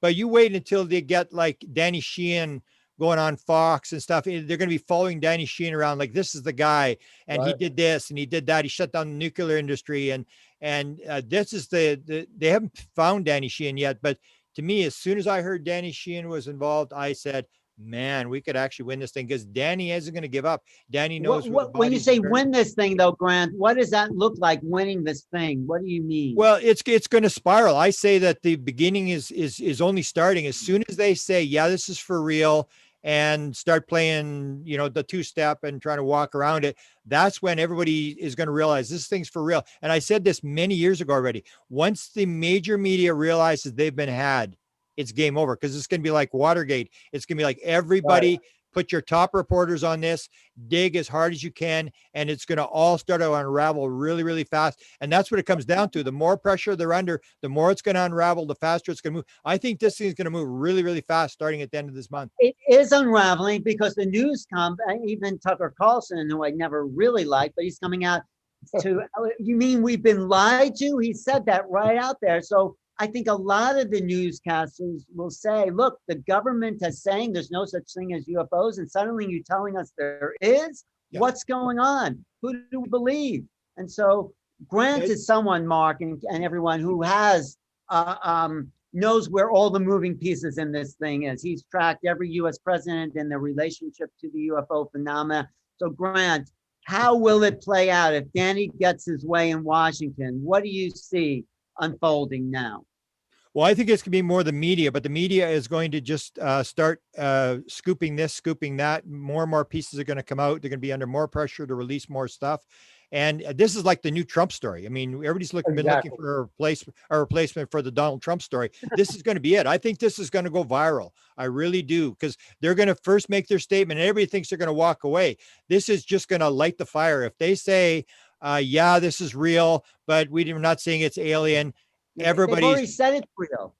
Yeah, they have said this. But I mean, officially, where they stand up and officially say it, like if they are forced to do a news conference. I've heard that Biden has given authorization to NASA to speak. I mean, it's just taking off. It's just and you know what these stories are like. Once it goes viral in the media, it goes viral and it just starts to accelerate and accelerate. And this is the story they've all been waiting for. And Danny Sheehan is the ideal guy. That's why we need to be prepared. That's why I wrote my book, Preparations for the New Realities of Extraterrestrial Existence, that I'll put in the chat here, because people are going to be upended. They're going to suddenly, their reality is not going to be what they thought it is. And it's going to upset a lot of people, especially the fundamentalists, the right, all those people that, or whatever angle they're at. But the world is not what we've been told it is. And that's upsetting. That's and it's also exciting. So, and I say it's going to be upsetting to the scientists as well, when scientists suddenly realize it's not a random, meaningless universe. And if you get into the thing with multi-dimensions, then where do you go with the Big Bang and with a big explosion with all these nuts and bolts banging into each other? And suddenly you're talking about multi-dimensional world and ultra-terrestrials. You might as well say they're coming from heaven. I mean, the stories are just going to be unbelievable. And people know the amount of people that will follow this. This is like a rating bonanza. They used to use it to push up the ratings. I mean, everybody, I can predict this is going to be absolutely viral. But well, the news has been very boring lately. So this is the big thing now. Yeah. The other thing that Grant and Mark, I know, talk about, and you, Grant, and especially in the last couple of years, Grant used to look at just the nuts and bolts. One day he had this boom, and he writes about this in my chapter in the book. It's like, oh my God, this is about consciousness. How do you think Congress can deal with the idea about consciousness? They're still looking at whether it's real or not. So what do they need to do to shift paradigms and all that, Grant? And then I'll ask you. So, yeah. Well, that's where it sort of spirals. Right now, they're playing the game of briefing the armed services and intelligence, which means weapons. But I said, why didn't they brief the Science and Technology Committee? Because Bush said to Carter, he said, if you want the answers to this, if you want the records for the people, you should go to the House Science and Technology Committee. So even Lou Elizondo made a statement later after that said, well, maybe if this thing opens up, we go into science and technology. And Danny Sheehan has a degree in divinity. I mean, that was how he started. He was brought in by the Carter administration, by Marcia Smith, to give a lecture to the top 50 scientists at JPL on the religious implications of this discovery of extraterrestrial life. This thing is just starting. I mean, and it'll go spiral and people will pick up this angle and this angle. I can just see this is going to be absolute, like a bomb going off. But you need that statement. Say, okay, this is real, but we're not going to talk about the rest. That's exactly what the media wants to hear. And then somebody's going to break a story, another story. I heard Fox is doing a big 60-minute thing. They're all jumping on the thing. And that's what Ralph Blumenthal said is some feeding frenzy with the top reporters now to try to break the story, because this is Pulitzer Prize stuff. And the whole house of cards, I think, is about to collapse. Right. And that's why we need to have these discussions, Mark. Thank you for letting this happen, because people who are involved in this need to sort of be out in front to say, well, don't freak out. It's about something bigger, you know? Exactly. So, and Mark, any And- final words? You know what, at the same time, sorry, I was giggling to myself earlier. We were talking about who was going to be upset and people getting upset, because one thing about human nature is we always have to have something to complain about, right? We have to be upset about something. We seem to need that or want that. So this is just, yeah, I mean, this is just drama, right? It's more of the same. This is what we always do. But it's kind of like what Caroline was saying. We just have to stay true to what our goal is, right? And the goal is more important than any of the fuss. The goal is more important than the politics and the power structures and all of that. So I just think it's funny, you know, people getting upset. People are just very attached to their belief systems and they have a hard time being flexible with that. The goal is just the truth that we're not alone in the universe. Exactly. Why is that such a difficult concept to take? The goal is there's- disclosure. Like, But Grant, there's still a point above, because that's what everybody wants. Everybody says, when's disclosure coming? And it's like, what do you mean by disclosure? Oh, they got to tell us the truth. We're not alone. I mean, we've known that for a while. It's beyond that story, because what's going to happen next is not just the idea we're not alone. It's the whole paranormal thing. It's when you start talking to the experiencers, or where Sinead and I do an interview with 3 people who say the world is completely perfect. One's a near-death experience person. One's a person who's just sitting in a chair. One's in a float tank. This whole paranormal thing about how does the world work, this spiritual thing is going to start, especially when you get into the whole idea, this may not be ET. And Lua Lozando's gone there, and Kit Green has gone there. And there's, the Politico reporter, national security reporter, said there was an investigation done by the Defense Department. Nobody's picked it up yet. He said it, by the Defense Department, to look at whether this is here now in this dimension right here. We can't see them. So when you get into that whole thing, the whole idea of how does reality work starts to come into thing. Forget about where we're alone. That's just the starting point. It's all this other Right. stuff. That's just the Suddenly the spiritual thing, that's like the almost the idea is you better buy a suit and tie because it's time to go back to church. It's almost that kind of thing, that there's another aspect to this thing other than just the fact that we're not alone. It's all, what's all this rest of this weird stuff and where are they from? And that's where I think it really Yeah. gets exciting. I couldn't agree more, Grant. Amen to what you just said. And I believe our new church is going to be getting under the stars and calling the ETs in using something like Greer's CE5 protocol.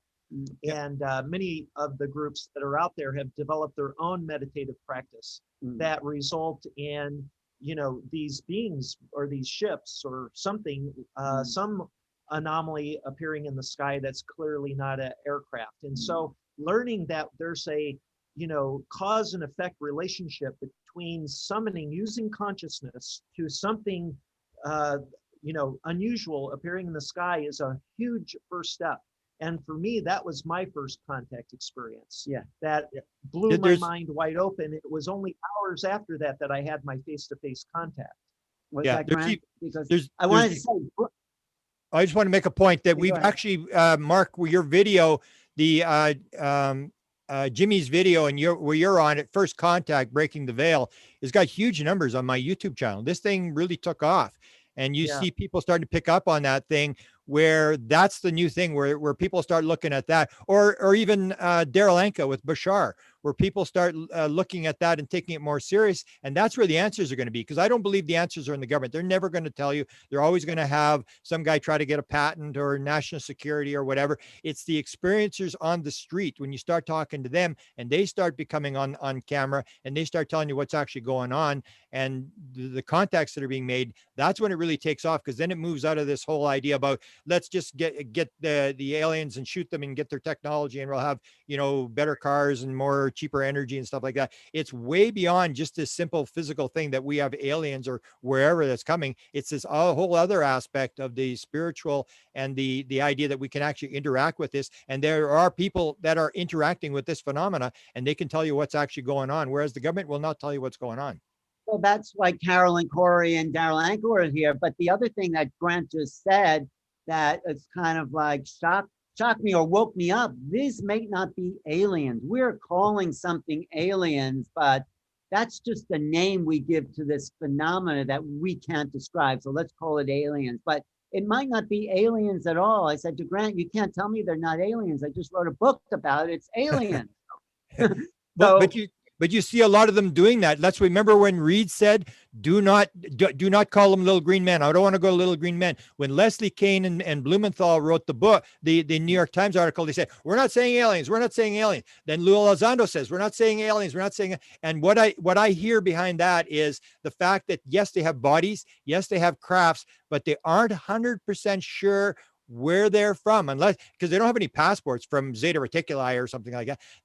There's this question, I believe, in the background where they know this is a little more complex than aliens, and that's where it gets into this interdimensional thing and this multidimensional thing, which gets into a whole different aspect of the whole idea, or the way you told me. Not only have you got it wrong about how the world works, it's exactly the opposite of what you think it is. You think you know, you just think you know. You haven't got a clue what's going on. That's what it seems to be indicating when they keep saying it's not alien, it's not alien, it's not alien. It means they know something beyond the alien thing. This is more complex than aliens. And that's what Jacques Vallée's always said. I'd be very surprised if this turns out to just be extraterrestrials coming.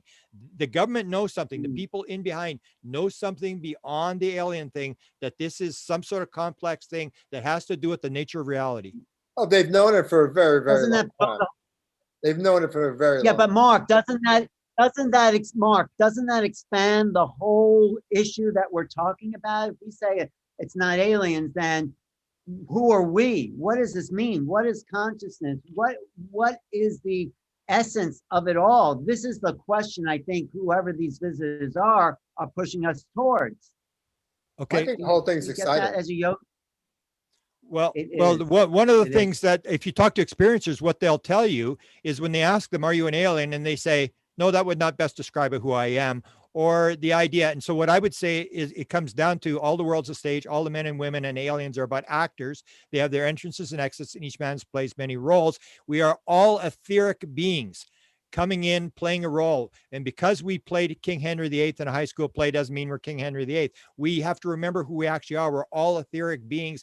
They're coming into this world, becoming physical, going back.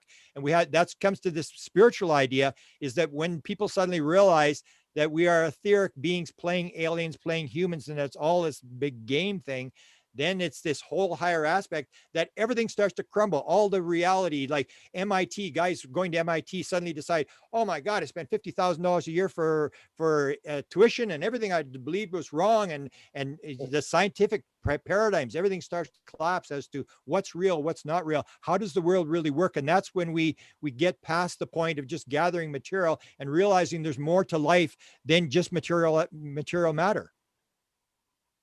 Well, I think therein lies a really important element of this disclosure, and that is, it really does disrupt people's sense of identity and their concept of reality. And, there's danger in that. And that's, I think, one of the reasons that the government has been so ambivalent, if not outright, undermining of the fact that ETs exist, is because it does represent a sort of existential identity crisis for the human family. And that's something that I'm very interested in addressing at the New Paradigm Institute. This is a very important, probably the most important issue. Yeah, well, they're just beginning to get upset by the fact that there's aliens, or what we're calling aliens. That just imagine where it will lead to places like Grant. You don't even know who we are, who you are, what our potential is. What were you going to say, Grant? You were going to say? No, I was saying there's a couple of other things that will come up, that will emerge, but they haven't come up yet. I sort of poke the bear all the time on Twitter and Facebook, and I talk about, is the U.S. Going to increase immigration if reptilians and grays decide that they want to immigrate to the United States? Can you imagine this problem of people saying, are we going to allow these people into our society? Or the idea that the United States of America is no longer the big fish, that now it's a world, almost like the one world government thing, where the world is talking, and it's no longer just an American thing. There's so many more complicated things that are going to arise from this discussion, where we're going to realize, like, it's not the world we thought it was. No more green cards. It's going to be blue cards. But, not only just that, but the whole idea about vibration and vibrational realities, we will come out of this very simplified world into a whole new universe, a whole new possibility. And that's the exciting part. We're like children walking into a new room with all these toys, and it's like we're finding out, we're going to be really educated on who we are in terms of a greater cosmology. Yeah, I think So- you and I, all the people on this panel know who we are. It's the people who don't know who are going to go, what? You mean this is all for real? Like you and I know how it all works, Right. but it's if you're, and you have to have empathy for these people who haven't got a clue. They're not in the Super Bowl. They're not in the stadium. They have no idea what's going on. They Where they suddenly they're weren't. going, what are you talking about? It's like, No, Alan, so we're gonna have to wrap, Alan, we're gonna have Okay. to wrap this up.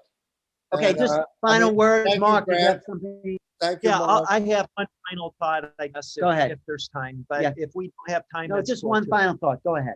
All right, just one final thought. This issue about being children, I think it's a good analogy that collectively we are adolescents growing up to become adults in a galactic community. And we need to take that very responsibly. I don't think it's right, or we should think of it as, great new toys. I get to zip around in UFOs maybe if we, play our cards right here. I think we have some real introspection to do and realize that, we're going to be educated. And I think that's one of the things that we need to, as part of this diplomatic initiative, to reach out to them and say, what advice do you have for us? Right. And listen carefully to what they have been telling us. Yes, Daryl and Carolyn, yeah. and Carolyn and Sine have all been saying the same thing, that yes, we have a lot to learn from other witnesses and contactees, but ultimately they are going to have a word, and we should listen. And Well, also, that's the only Okay. thing. No, thank you. No, But that's the only thing that Mark, really what- the only thing that can really keep this planet together with all the disassociation in the planet is an outside force coming here to bring, and then we'll all have to come together as earthlings. exactly. That's what I say in my new book, Making Contact, which Grant and Daryl and Carolyn are all a part of. And this has been a really exciting, this has been an exclusive for New Life. But this is great. Also we'll have a big party for the book here in New York. Yeah. The Yes. next New Life Expo, the live one, finally after 2 years, be October 22nd, 3rd, and 4th. Be great to have you guys there, but I'm so happy that you came on this. And Thank you. this is going to be a summer. yeah, we're Every doing day it. is going to be special.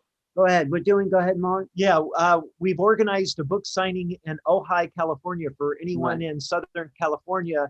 It's June 20th at 3 p.m. at the Love Social Cafe. Love Social Cafe. It's going to be a big event. We're going to have some guests there. Possibly Danny will be there.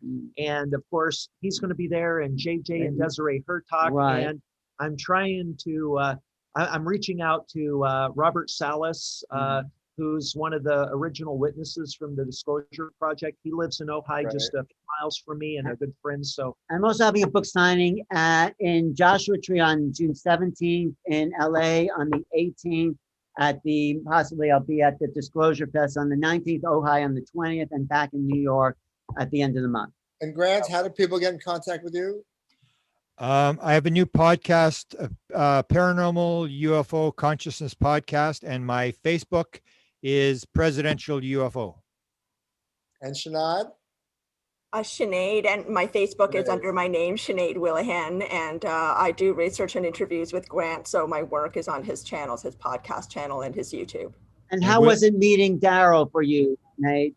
How was it? What? Sorry. Oh, that was wonderful. It was wonderful. I mean, he's a Canadian. What can I say? I'm a Canadian. He's a Canadian. I haven't seen him in a long He time. gets points. But no, I'm a big Bashar fan, and Grant knows I've had this little printout of Bashar's sort of central tenets to life I have to bring on my my next, refrigerator for the past couple Oh, of you years. have to bring your so- next I have my guest next on. guest up. So Oh, again, thank you, everyone. all. Thank you, Mark, for Bye-bye. making this Yeah, happen. thank you, Alan. And Thank you. Danny and everyone. Look for Great. Danny Sheehan in the news. You are going to see him. And you heard it here first on New Life. I remember Dan from a long time ago. Right. He is the big gun. He is. He's our, hope in Washington that this is going to blow up, as Grant said. So let's Okay, I'm see how going it goes. to leave everybody. Thank you, Thank you. everyone. Thank you so much, Okay. everyone. Thanks, Grant. Peace Thanks, and love. Jeanette. Good. And Shrikant. So Shrikant Gopi, how are you? Yes. Yeah, So good, good. Shrikant is going to talk about Marma points and chakras. He's completed a research at the University of West Georgia on chakra karma meditation. Chakra marma meditation is a meditation in which we focus on chakras, marmas, and koshas. We browse through various identities that we can carry and get a breakthrough in consciousness. Participants have experienced transformation at all levels and improved their well-being. Let's learn about this research that we conducted on a few participants last month and what are the results. So welcome back, Shrikant. Thank you. Thank you. Thank you, Mark, for the opportunity given. And we will go into a presentation. But before we start, as usual, I always like to invoke the presence of the divine. So if we can all close our eyes for 5 minutes, and I'll be playing a song which is composed by me and sung by my wife, same as last time. And let's connect to the divine to receive what the divine likes to give, and also to come back to focus for this presentation. So please keep your eyes closed for a few minutes.